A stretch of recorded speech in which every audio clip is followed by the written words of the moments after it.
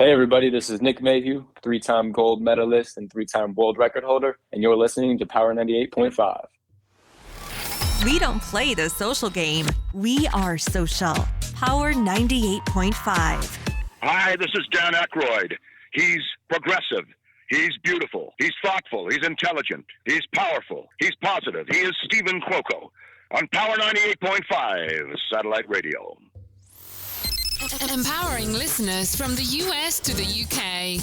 Live on air with Stephen Cuoco. Hi, this is Casper Van Dien from Starship Troopers, Tarzan, Sleepy Hollow, and a whole bunch of other stuff. Tune in to an interview with acclaimed radio personality Stephen Cuoco on Power 98.5.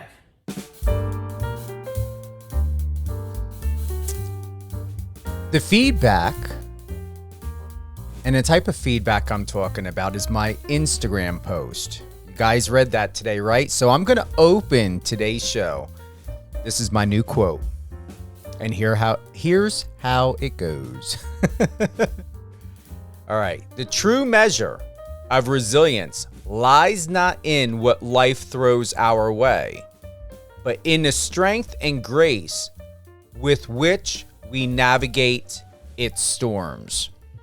I received a message today from my good friend Sean. He is an artist, incredible artist. I believe he's naturally taught. And he said, perfect timing. I had a feeling. I've been sitting on this for a while, probably about a week, I believe it's been. Been waiting for the right time to post it and share it on my socials. I did publish it on Goodreads. As you all know, I am an international best-selling author. My first book, Guided Transformation, Poems, Quotes, and Inspiration. You can get it on Amazon. It's that simple. Just go on Amazon, just type in Stephen Cuoco. My book should automatically pop up. Actually, you can even go to my website, stephencuoco.com, STEVENCUOCO.com. And it's over on the right-hand side. You should be able to see a drop-down tab. Get it. It's about poems and quotes. My book has been used for rehabilitation. Social workers have used it. It's been used in prisons.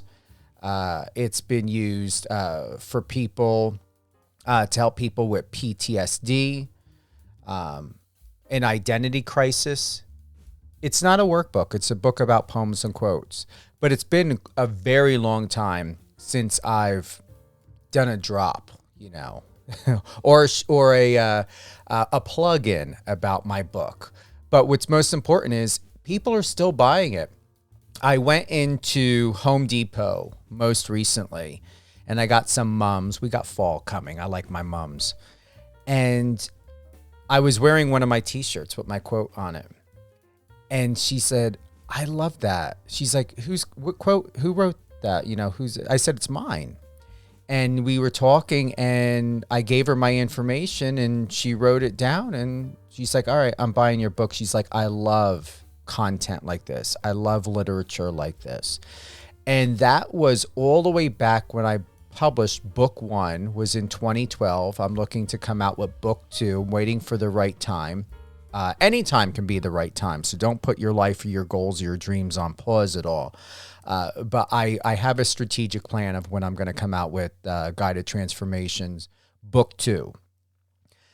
It's just really warming, and I'm very grateful for those who are still buying a book, still using a book. I worked in mental health for 15 years, and that's also what inspired me to write it, to just keep it simple. And all you do, I'm gonna close by saying this, and then we're gonna be bringing on, and big shout out to Marcos Papadatos. We've got a huge, talented volleyball player with us today, Mason Briggs.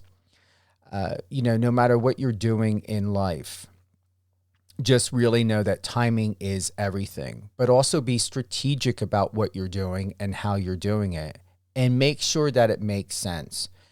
And what's always been told to me, and what I've always learned in life and been taught, is when you are chasing something, the question is who's chasing you?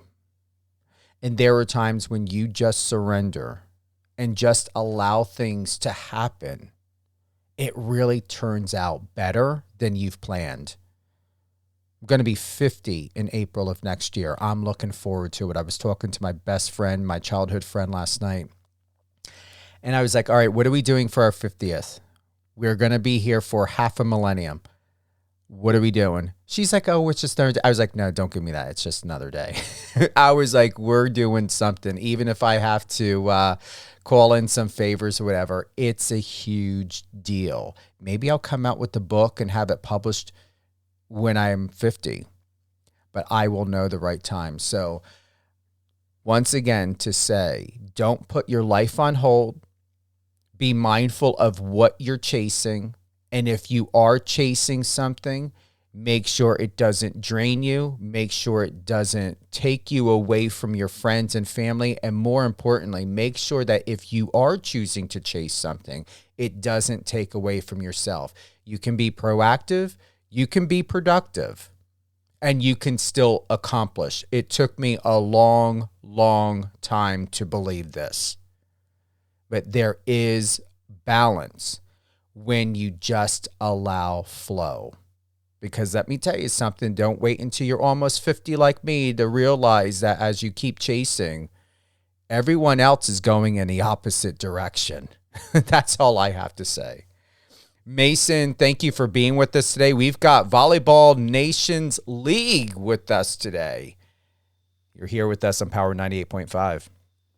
Good morning, Stephen. Thanks for having me. You are very welcome. I heard great things about you, especially that you played a key role in advancing to its 6th NCAA tournament appearance in the last 7 seasons. Yeah, so I'm going into my 5th year at Long Beach State now, playing on the men's volleyball team there. And you could even include my older brother who was on the team for some of those NCAA appearances and national championships as well. So I'm very grateful for that and to be a part of the program there at Long Beach State.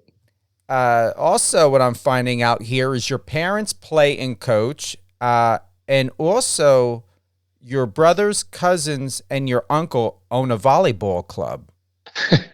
So we're definitely a volleyball family. My uncle, he owns the volleyball club, and his kids, my cousins, they all coach, and some of my brothers have coached. I think they both coached there one way or another.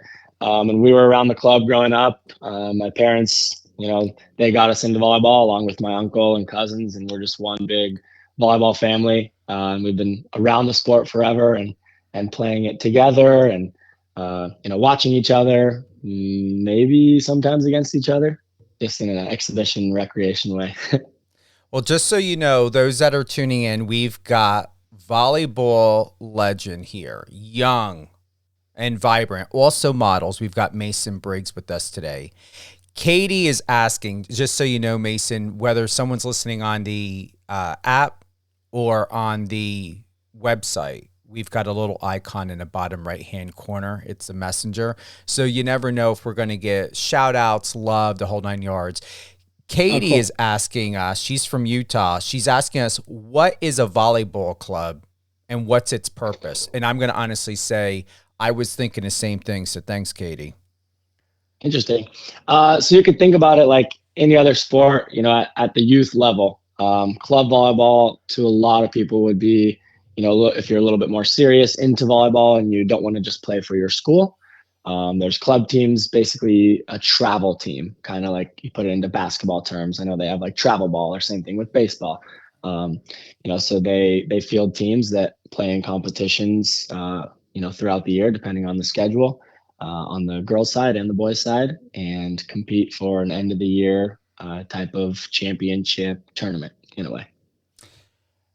It was in one of your answers. I've had goals for a while now, and I've always been goal-oriented, whether they are short-term or long-term. My ultimate goal with the sport is to go to the Paris 2024 Olympics, the 2028 Los Angeles Olympics, and the 2032 Olympics is Brisbane. Are these not just possibilities? Are these what you are actually going to be doing? Yeah, so I'm definitely a goal-oriented guy. I always have been. Whether I knew it or not too, It's kind of cool when you find stuff out about yourself.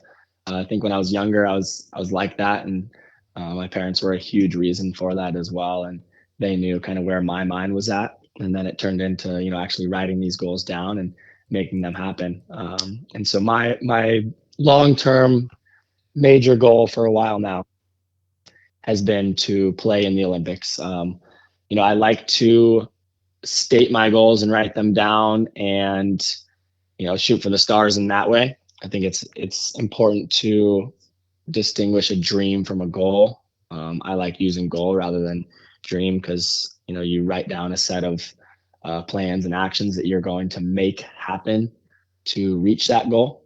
And that's kind of where the short-term, long-term goal comes into play, because you align your short-term goals with your long-term goal to actually get you there. And so my long-term goal is to play in the Olympics, not necessarily a specific Olympics. It would be pretty cool coming up, with Los Angeles being my hometown, to play in that Olympics. But overall, the ultimate goal is to play for the United States and represent my country at the Olympics.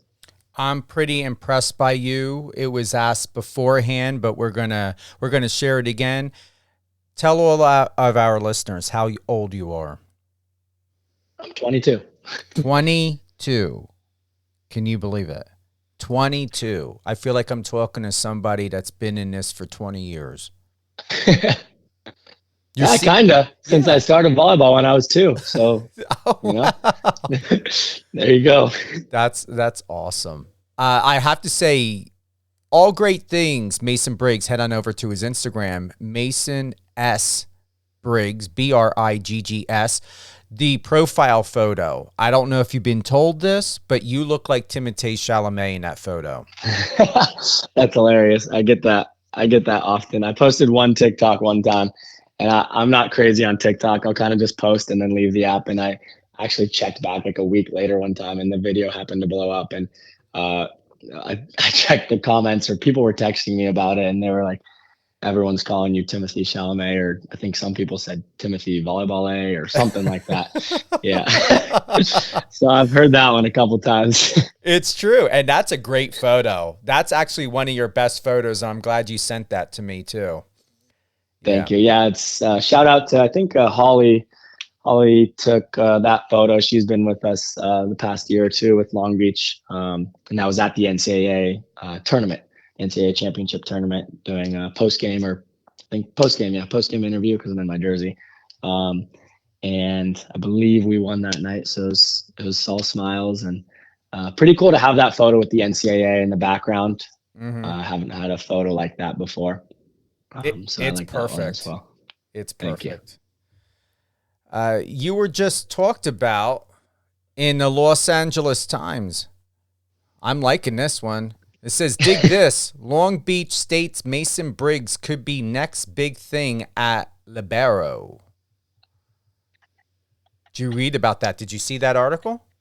Yeah, I did. I like the way they went about it. When we were doing that interview, it was kind of like you stated there, it was focused around Libero and the Libero position in volleyball, which for those that are listening that don't know, I always say that we are the people in the different colored jersey, which does not mean we are the captain. You can still be the captain, but that does not mean you're the captain. That means you're the libero. And what the libero does is mainly plays defense and serve receive. So they're in the back row, the back of the court, and they're the ones getting the ball up. And that's basically our job. We do not go and hit or attack at the net. So that's what a libero is. And they focused that article. I had to do a similar explanation in that article around liberos and how, I'm even getting people nowadays saying like, oh, I want to play libero now, which I feel like was never really a thing before. And building some hype or some appreciation around the libero position.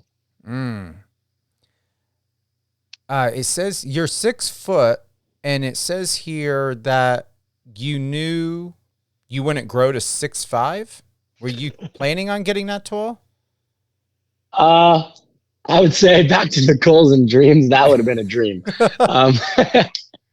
I love hitting. I love hitting in volleyball. I just knew that I wasn't going to be very tall. If it happened, then it happened. But I think actually, if I had to put this in any sort of advice, towards younger athletes and athletes in general, is you have to be realistic. I knew, early on that I wasn't going to be that 6'5" or even nowadays 6'7" hitter that you have to be to, make it to where I want to get to with my goals. And I was told that I had the skill set, from coaches, growing up that I was a libero in that sense. And my cousins played libero. They kind of did a similar thing where they hit for a while and then they, played libero. And so I was realistic in that sense. Shout out to my mom. She's the shorter one. So I like to shout her out on that because that's basically why I knew I wasn't going to be tall. Well, keep in mind, I'm about 5'7.5", borderline 5'8", and to me, 6 feet is enormous. Yeah, people have to remind me, or I'm reminded on like myself on the weekends, or I'll go to church and I'm actually like one of the taller ones there, and I'm not small like I am every other day of the week being at volleyball practice. Yeah, so keep in mind when you're at volleyball practice, that is what we go through every day in regular life when we're trying to talk to someone like you, because there's, we've got to look up. We're in the same boat. We're in the same boat. Yeah, it's not a bad thing. I mean, to me, I think your height is perfect, especially for someone like you and for what you do. I appreciate my height. I'm going to tell you, I'm glad, very grateful, more specifically, I'm not shorter. But also at the same time, I think to myself, what would I do as someone of your height? Because I'm going to tell you, it really does change people's perception. Not only how you look, but height also makes a difference. And I don't know if you ever heard of this story or this situation. There was a guy, and I found this out, I believe it was on TikTok. He had an issue with dating or getting dates. Girls always thought he was too short. He actually underwent a surgery where he could get, I think it was like 3 to 4 inches tall, where they had to break his legs and refuse. I believe it's like was metal rods or something. And he had to go through rehabilitation, everything to walk again. But there are people in the world, for whatever it is of me telling you this story, is that someone went to the lengths to have their legs busted, to have metal rods put in so they could be 3 to 4 inches taller, just so that he could get attention and hopefully have better date options to be a couple inches taller. Yeah, that's next level. I wouldn't say that's where my mind's at all. No. I love that. I love your idea with it and appreciating what we have. And like you said, you appreciate your height and where you're at, and that you're not even shorter. Right? No, exactly. Exactly. You once said there's a lot of ways out of failure. You got to have the ability to forget quickly. You have a bad pass. Okay, I'm going to pass the ball again. There's no other way to make up for that. Is there really, when I read this and think about even a word failure, it doesn't feel as though that's a reality in your mindset and in your world, maybe at one time, but for who I'm talking to right now on this live, I feel as though that word it just doesn't exist for you. Yeah, I mean that's perfectly said. To me, it's not failure, and I believe that's kind of what I was talking about. Is you're only going to fail if you don't actually take something from it, if you don't learn from it, if you don't move on to that next ball, or if you don't show a response in that aspect. I would say that would probably be failure. But you're totally correct that I don't even let that thought in. I'm really big into like the mindset aspect of it, and sometimes you even do have to trick your brain of like, okay, maybe it was a bad pass, or bring it outside into life. Maybe you screwed up, but as long as you respond and you can carry on and move forward, but actually learn and grow from that, you're going to get better. So therefore it's not failure in a sense. What I enjoy most about this, and that even though you wear a different color shirt, I actually enjoy the fact that you don't blend in with anyone else. I'm going to honestly tell you, and I'm feeling this from my heart as I'm going through this information and just going through your stats and looking at your photos. You are in the perfect position. You are in the perfect place to be who you are, to do whatever it is that God has in store for you. I'm looking at this photo. It says Mason Briggs, 21, was the only college player on the U.S. team in the FIVB World Championship. And I'm looking at you. You're kneeled down. There's all these other guys in the red, black shirt. And I'm going to tell you, you don't blend in, but you most definitely stand out. And there's something extraordinarily, incredibly amazing, and there's a gift here for you. And if you haven't recognized it now, or maybe even somewhat feel it and understand it, you're going to come face to face to it one day. I really appreciate it. Yeah, that means a lot. And I was getting the chills when you were talking. I love that you even mentioned like the God aspect to it. It's a huge part of it for me as well. And the glory to God, as you might hear a lot, and the thanks and appreciation to God, and then kind of goes down into just what I've been given with my family and my parents and my brothers, and exactly like you're saying, that I agree that it's where I am and where I need to be, and it's going to get me to where I eventually want to be, and I'm definitely at peace with that, and it ties it all together for me. With the talking about failure, talking about the goals, is you even mentioned it with the chasing aspect and the timing aspect. To me, it's not necessarily a chase feeling because you're loving it. It's not like you're down in the dumps or you feel like you're totally behind and you're actually chasing that. It's you're accomplishing everything and you're in the right place, and stacking what you want and getting you to that next step, and then to that next step, and then to that next step. So I totally agree with you and appreciate that aspect of what you're sharing. You're welcome. And I would like to get your response on this. Hyping his teammates after they connect on a vicious kill or rocket an ace over the net feels like catharsis for Briggs. He has no other way to vent his emotions on the court, especially because his role always depends on the actions of others when he reads a hitter's attack or responds to a serve. Do you want to add to that? Yeah, I'd love to. There's a lot of different ways you can look at that or take that, whether that's directly in a volleyball sense or everything that you can learn from that and take it outside of volleyball.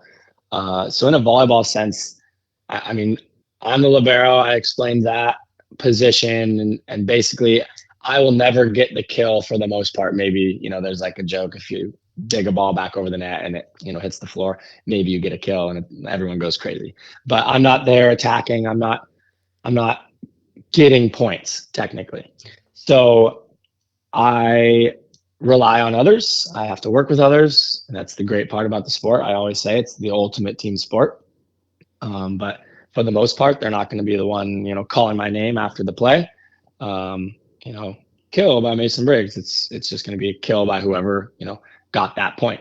And even the setters are very similar in that sense, where they're always setting the ball, but they're not going to always get the credit. So I think it's important to realize that and know what your job is and the description of it, but also still carry yourself in a way that you want to. And that's kind of how I go about it. It doesn't have to be me getting the point, because it will never be me getting the point. You take on that role and you give that energy and that appreciation to other people. And, some people might even throw around that, the energy's fake or whatever, but to me, it's not. It has to be towards other people and for other people and for your teammates. And I started that at a young age of obviously just loving the sport and loving competing and winning. And then kind of continued to the process of being a better teammate and a good teammate, and showing that appreciation and love towards them when they do something amazing and they finish that point. Great question by Carlos. He wants to know as to what type of conditioning do you have to go through as a professional volleyball player? That's a good question. We do strength training 3 to 4 times a week, depends kind of on the season and if we're traveling and whatnot. And I like this aspect of it as well, because there's a lot that we do and it's not, on a regimen where, I'm going to go on a run or do this or that. But as athletes, me and a lot of my teammates at Long Beach State as well, we're just very active people. We'll go and play pickleball on the side, and we'll go and play basketball or shoot hoops before practice or before lifting, or, go to the beach or go surfing. So we're very active in that sense. That would be the conditioning aspect of it, along with the strength training and conditioning that's, with the team. And I think that's important as well, because you're getting all of that and then also getting the balance as an athlete of not just in your sport, in your team every single day, but you're, experiencing the outside world, whether it may be, the ocean, pickleball with your friends and all of that, while still technically training. It's a good answer, very detailed, and I appreciate that very much. Thank you. What's next for you? Good question. A lot of people were confused because of this whole COVID thing basically gave people an extra year of eligibility. So I came in my freshman year to Long Beach State, and we started season and it was canceled, just like basically everything else. And so we got that year back as NCAA athletes, that year of eligibility. So now I'm my 5th year in school, and technically will be my 4th season, but 5th year. So this will be my last year at Long Beach State, and the championship will actually be at Long Beach State, the NCAA tournament, which is pretty awesome. So this will be my last year here, and I'll continue to play with the national team over the summer and compete for rosters. And then after this school year, we'll be hopefully going overseas and playing professional. I had the question. I'm trying to formulate it. Do you have anything else, like in addition to this? I'm thinking to myself, I feel like there's another career possibility or option for you. Have you ever thought of getting into law, like being an attorney, or getting into anything to help young kids? I just feel there's another profession there in addition to being a professional volleyball player. Your feelings are spot on. It's always been volleyball for me, a professional volleyball player for me, but with a lot of other interests and things that I like to do. I've always been fairly entrepreneurial, starting businesses when I was young. I made like duct tape wallets and sold those, and that blew up in a sense, selling them to my grandpa's business partner, and that's a whole story in itself. And then basically just kind of messing around, starting like a little clothing brand. And now I'm working on actually making an app idea that I've had for a while. It's called Frenzy. And then also working on some other projects that I'm doing kind of along with my brand as Mason Briggs, that will hopefully actually be rolling out fairly soon. So I love business and that aspect of things and creating new things, and also actually creating somewhat of a business in a sense to give back to, like you said, to younger athletes or to people that are interested in these sports or whatever. And I already kind of do work with athletes on like a mentorship side and private training, and hopefully going to build out like some camps and clinics that I can put on to reach a lot of these players at once, because it's hard when it's one-on-one and you're only reaching one person. If I can reach more people and impact more people in that sense, then we all get more out of it. In terms of the law and all that, I was interested in that actually for a little bit. I'm a business finance major, so something in the business world, like I said, whether that's me creating my own business or, maybe it'll turn around into law one day, but we'll see. Kind of after my professional career is kind of where I would hope to segue into something of that, or continue what I am doing now into my pro career, and after that, and kind of just impact and touch and help as many lives as possible. Yeah, I felt that there was more to you, and thank you for that. Honestly, the transparency, the candor, because a lot of times, especially when I look into someone like you that's out there, making a very good name for yourself, strong faith, you're inspiring people, but yet there are other layers, just like that photo, of you where you look like Timothée Chalamet.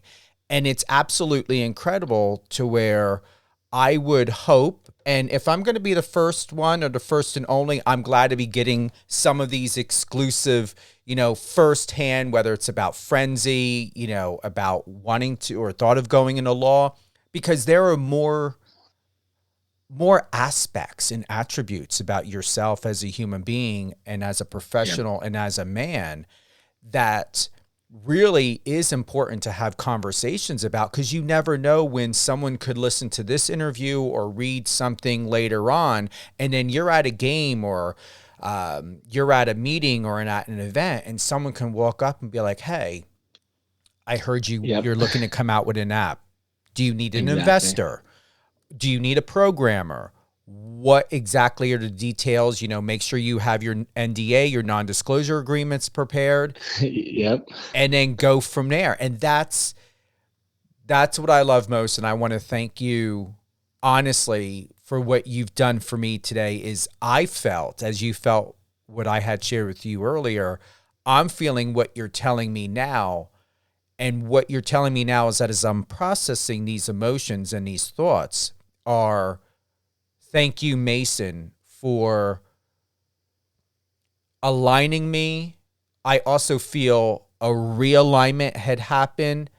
And in that realignment is a subtle, peaceful confirmation to remain and continue to be trustworthy, even in this space and place of the unknown, that this is where I'm to be. And that sign, that message came to me yesterday as well. So thank you for the alignment. Thank you for the encouragement. And thank you for what you helped move throughout my body and throughout myself. Because like I said, I did a search on you, and it was very specific to you in the sport, but there was nothing else available about you. And I encourage you and share your thoughts with me moving forward. Any interviews you do, don't just wait on a journalist to ask you something to plug it in. Find a way, even in your answer, to segue that into adding something else additional of a layer about yourself that's going to warrant and propose potentially more questions, more insight, and more interest into about you. Yeah, I love that, and thank you for sharing that. And I think that's a big part of what makes me so excited about things like this and business opportunities, and having that personal connection, and working with people in that sense. Whether, like you said, whether that's modeling or making an app, or my personal branding, whatever it may be. You never know who's gonna come along, and I guess to relate it all back to what you were saying earlier is the timing of it. Sometimes we know the timing, and sometimes the timing is going to be just right. And you never know who's watching or listening or there to help, or played volleyball once and had the same feeling, that they wanted to accomplish other things, and continue to parlay that into something bigger. And I'm appreciative of the opportunity to be here and talk with you. And I appreciate you for that. And what a morning. I feel like taking a pause. Like, I feel fulfilled right now. Honestly, I have no interest of, asking any more questions or anything, because it just feels just so accomplished right now for both of us. I don't know. I like, what are you feeling? Yeah, I agree. I mean, what better way to start the week, right? Exactly. Who would you like to give a shout out to? Ooh, I have a lot of shout outs, but I think I'd start with my parents. I said it earlier. I mean, shout out to, my faith and God. And also with that, shout out to my parents for raising me in that and in a loving way and supporting me in every single thing I do. I was just talking to someone earlier about like what makes, or like what was one of the best moments that I've had in volleyball. And it's kind of cool because it goes back to everything we're talking about. It's not even directly volleyball or directly a moment or an award or whatever. It's kind of those moments where you can look up and that they're there, watching you and supporting you and sending you those texts before and after. And just huge shout out to my parents for everything that they've done and continue to do for me. And shout out to my brothers and family as well, and always pushing me and being there for me and helping me. And then actually another conversation that I had recently is just every coach that's been a part of my life, and maybe teachers as well. Everyone impacts your life, my life, that, whether it's a good situation, a good relationship or bad relationship, or something good or bad that happened, is kind of all a part of the journey and the growth, to bring it back to that failure or not. And I'm just appreciative of everything that has happened to me and been a part of my life. And, obviously my coaches and family here at Long Beach State for continuing to shape who I am. And, Alan Knipe is the head coach, been the head coach for a while, and was a big reason that I came to Long Beach, along with Nick McCrae and McKay Smith. So huge shout out to them and my teammates and my brothers. We're a family here, and just everyone that supports us and supports me, whether that be coming to games or, the endorsements that we need to run a program or to be successful as an athlete. I'm just super appreciative. I know that's a pretty long shout out, but everyone that makes everything happen, it takes a lot. People don't always realize that. And I'm super grateful for everyone that's a part of the journey, whatever that journey may be, whether it's, volleyball or, the modeling side of things or the business side of things, or moving into the professional space or, Team USA, all of it. So I'm just super, super grateful, and shout out to all those people that have made it possible. Also, to add into this, just got to know, is the app going to be happening? Because I believe we are out of summer, right? We're going out of summer. Yep. Is the app still going to happen? Because it says here, hopefully we will be rolling out the app at the end of summer. Yeah. So the major plan was to have the app ready kind of at the start of school year. So I've learned, like any other project, there's always delays and complications and things that come up. So I guess to keep that answer short, we're still working on it and finalizing some things. We have a lot of it down, a lot of it ready. We're actually in a testing phase. So we're trying to reel that in and shooting for another goal on release date. And I don't want to jump on it too early if, things aren't ready. That's kind of one of my pet peeves, when apps don't work or function correctly. Mm-hmm. And there's just a bunch of bugs. So we're trying to knock all those out and have it ready for release as soon as possible. I can't wait to find out. And I'm in PR, so that's got me so excited. I just can't wait. Awesome. We'll do a whole nother conversation on the app, because there's a lot of layers to that. It's a pretty cool thing. I mean, I love the layers to things, the aspects of things. It's not just an app. To me, there's more to it, and there's more that I want to do with it. So I'd love to continue to talk about that another time and dive into that. Absolutely. And it goes along with all the connection and everything that we've talked about. So it's pretty cool. Lastly, and I'm glad to be adding this in, and I appreciate my assistant to send this over. This is what you had said back in May of this year. It's crazy. I used to not be so much into it, but then I did the USA National Team Development Program, which was high performance. And that was one of the moments where I got into social media to communicate with my family better. Technology can definitely be something valuable if it's used in a right way. Do you still feel the same, and are you still using social media for its main purpose of what you've come to know and come to learn? I do feel the same. I mean, one of the biggest compliments that people, give to me often is that they, kind of like you were saying earlier, that they feel like it's genuine. They feel like it's real. I've stuck very, very true to, who I am, what I support, and who I will work with, in terms of collaborations and the whole new NIL space. And I will always keep that me and keep it real, while continuing to, try and reach people and inspire people and help them if I can. I was not very, I wasn't really a social media guy, when I was younger. Obviously, it was still coming out. Nowadays, it's the thing. But I don't think I even posted something until sophomore year of high school. And again, it would still be, like the annual or, semi-annual post type of thing.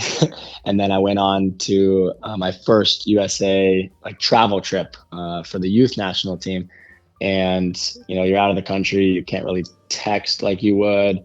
I don't know if I want to include everyone in this group chat. Who cares? Doesn't care, you kind of have those thoughts and feelings going through your mind. And so I actually loved kind of making videos, taking videos. I had a GoPro, whether that was just for myself, looking back on the memories, or to actually make something and post it. So I posted a couple things, and that's kind of how I remember that it all started. Is I was just posting for them to see. And, you kind of starts with my family, and then my extended family, and then my cousins, aunts, even grandparents nowadays. And you realize that they care. And then from there, kind of just gained traction that, a lot more people cared. And it's the people, I think I was talking about this the other day. I wrote a post about it. I was sitting in the morning. I have mornings available kind of during this time of the year, which is kind of nice. I just get to relax a little bit if my mind isn't racing. But I was relaxing one morning after just coming back from the NORCECA Final Six tournament with USA Volleyball, and we just won the gold. But regardless of that, there was someone that came up to me after my game. There were two different occurrences, actually. These three kids came up and said that they drove 6 hours to come watch, which was pretty special.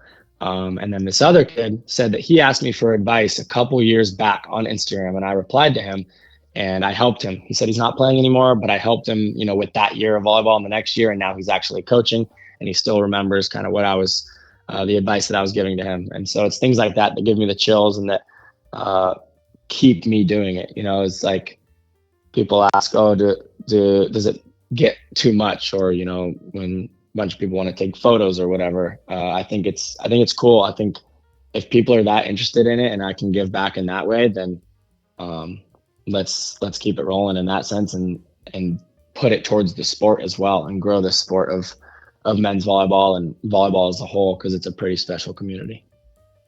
Any closing thoughts at all? I think I said it all. Again, it just always goes into those layers. You never know what's under it for anyone. There's always a lot of aspects to it. And if anything, I just go back to the appreciation and gratefulness of everyone that's in my life and that's supported me along the way. And, my family, my girlfriend, my best friends, and those that have been very, very close to me and stuck by me. I'd like to think I'm a fairly consistent man, and I appreciate those that have continued to be consistent around me. And just huge thank you to you and Marcos for getting this going and setting this up and having me on. I really appreciate it. Is this your first live interview? Um, On the Jeez, radio. I don't even know. I think so. Okay. I'll take that. Yeah, I think so. You can take it. Okay. I don't have the best memory. It's funny. In terms of the failure and stuff like that, I attribute some of my memory and not always thinking about that type of thing to that, because I kind of just keep rolling. That's good. I'm proud of you. Yeah. You're always welcome here. Thank You've you. got my private number. Stay in touch. And honestly, like I said, even from a PR perspective, when you do come out with the app, I would love to have a conversation with you and share any advice. That's up my alley. I have a lot of experience, mentor, advising those that, have apps, who have come out with apps from a branding and PR perspective. And then Awesome. also I be appreciate careful. You're welcome. Be careful. Don't just jump right into marketing and advertising. And I don't know what sort of investments you may have coming into this, but you've always got to start with PR before you go to marketing and advertising.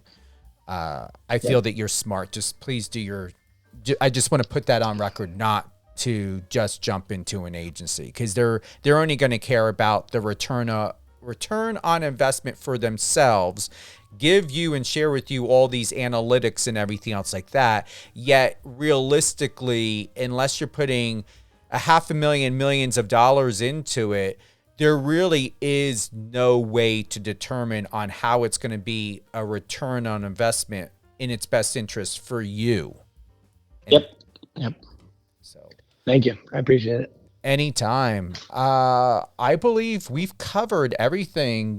Thank you for the support. Thank you once again for the alignment, what you've gifted to me today.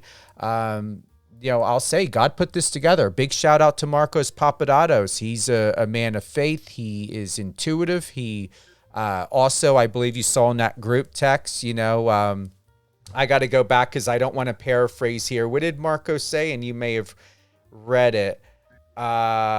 Please tell him he's my favorite male volleyball player, Team USA.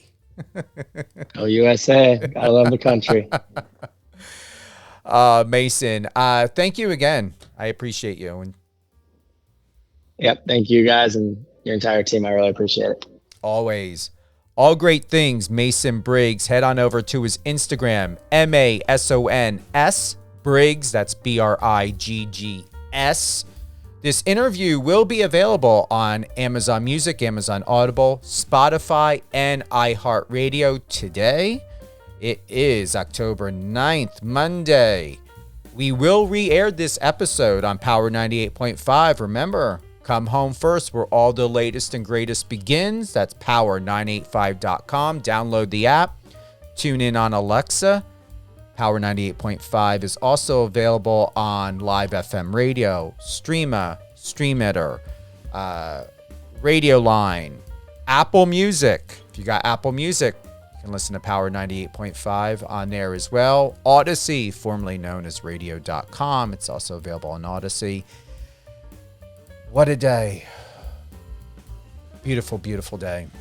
Thank you for everyone who's joined us. Carlos, thank you for the questions.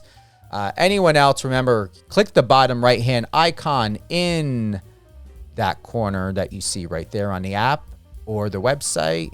Send us any questions. If you've got any music you want to submit, reach out to my team at power98.5radio@gmail.com or contact@power985.com. Hope everyone has a great day. And remember, as we talked about earlier, take a break. Don't chase. Stay diligent. Be passionate. Live in passion. Thrive through and be in passion. And most importantly, pray about it. If all else fails and you just are backed up against a wall, I'm telling you, pray about it. It's as simple as that. Have a great day, everyone.